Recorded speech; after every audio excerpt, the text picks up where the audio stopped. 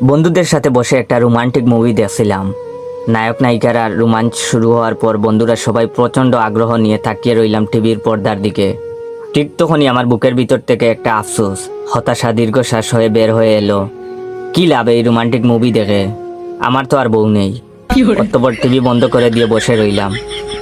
এরকম একটা রোমান্টিক সিনের সময় টিভি বন্ধ করাতে বন্ধুরা সবাই আমার উপর রেগে গেল, ইচ্ছে মতো গালাগালি শুরু করলো।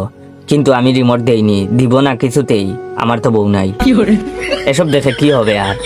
রেগে গিয়ে বন্ধুরা ইচ্ছে মতো মারতে লাগলো। মারছে মারুক, কি হবে, মার খেলে আমার তো আর বউ নেই যে আমি মার খেলে কান্না করে চোখ মুখ ফুলিয়ে ফেলবে। রাতে বাসায় গিয়ে বিছানার উপর উঠে লাফাতে লাগলাম। আমার লাফালাফির শব্দ শুনে আব্বা আম্মা ছোট বোন নিশি ছুটে এলো। ততক্ষণে আমি খাট ভেঙে ফেলেছি। তখন আম্মা বললেন, কি করলি এটা তুই? নতুন খাটটা ভেঙে ফেললি, কোন আক্কেলে? তখন আমি বললাম, কি হবে এত বড় খাট দিয়ে, আমার তো আর বউ নেই। তখন আব্বা বললেন, হারামজাদা, জুতা পিটা করে আমি তোরে মেরেই ফেলবো। তুই আমার নতুন কেনা খাট ভেঙে ফেললি, আবার বউয়ের কথা বলিস। তখন আমি বললাম, মেরে ফেলেন আব্বা, বেঁচে থেকে কি লাভ, আমার তো আর বউ নাই। রাগে গজ গজ করতে করতে আব্বা রুম থেকে বের হয়ে গেল। আম্মা এসে আমার কানের উপর একটা চড় মারলেন। মুহূর্তেই আমার কানের ভিতরে অসংখ্য জিজি পোকার সঙ্গীত শুরু হয়ে গেল। তাতে কি, আমার তো আর বউ নাই। তখন আমি আমার আম্মাকে বললাম, আম্মা এই কানেও একটা দাও, আমি বয়রা হয়ে যাই, আমার তো আর বউ নেই যে তার কথা শোনার জন্য আমার কান থাকা দরকার হবে। মা বাগিনীর মতো হুঙ্কার দিয়ে ছোট বোন নিশিকে নিয়ে চলে যায়।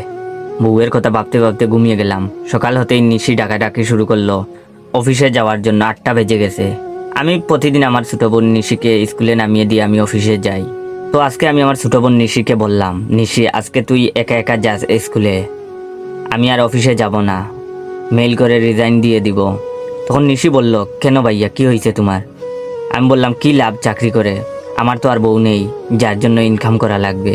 তখন ছোট বোন নিশি গিয়ে আব্বাকে বলে দিল কথাটা। এখন আমি আমার রুম থেকে শুনতে পাচ্ছি আব্বা আমেনা খালাকে বলছে বাগান থেকে শক্ত দেখে একটা গাব গাছের ডাল নিয়ে আসতে, আজকে আমার বিয়ের স্বাদ মিটিয়ে দিবে আব্বা। অবস্থা বেগতিক দেখে না খেয়েই বের হয়ে গেলাম কোনো মতো রেডি হয়ে। অফিসে ঢুকতে সুন্দরী রিসেপশনিস্ট মিস রূপা বলল, কি ব্যাপার জয় সাহেব, আপনি আজকে স্যান্ডেল পরে অফিসে এলেন যে, আবার উল্টো শার্ট পরা? তাকিয়ে দেখি সত্যি সত্যি আমি টয়লেটের জুতা পায়ে দিয়ে চলে এসেছি। রাতে যে শার্টটা খুলে রেখেছি উল্টো হয়েছিল, সেটা সেভাবেই গায়ে দিয়ে চলে এসেছি। তখন আমি মিস রূপার দিকে তাকিয়ে তাকিয়ে দীর্ঘশ্বাস ফেলে বললাম, কি করার, আমার তো বউ নেই যে এসব ছোটোখাটো খুঁটিনাটি বিষয় মনে করিয়ে দিবে। ডেস্কে গিয়ে বসতেই রজব মিয়া এলো চা নাকি কফি, কোনটা খাবো জিজ্ঞাসা করতে। আমি বললাম, তোমার যা ভালো লাগে তাই আনো রজব আলী, আমার তো বউ নাই যে বলে দিবে। তখন রজব মিয়া আমার দিকে চোখ সরু করে তাকিয়ে বের হয়ে গেল। কিছুক্ষণ পর বড় স্যার একটা ফাইল পাঠালো দেখে সাইন করে দেওয়ার জন্য। কি আর সাইন করব আমি, আমার তো বউ নেই, এত কাজ করে কি হবে আমার। এটা হচ্ছে ভিডিওর প্রথম পার্ট। দ্বিতীয় পার্ট চাইলে আপনার 15 জন বন্ধুকে শেয়ার করে দিবেন। আর এই ভিডিওতে 20,000 লাইক না হলে আমি দ্বিতীয় পার্ট দিব না। তখন বলবো দ্বিতীয় পার্ট দিয়ে কি হবে, আমার তো বউ নাই। ধন্যবাদ।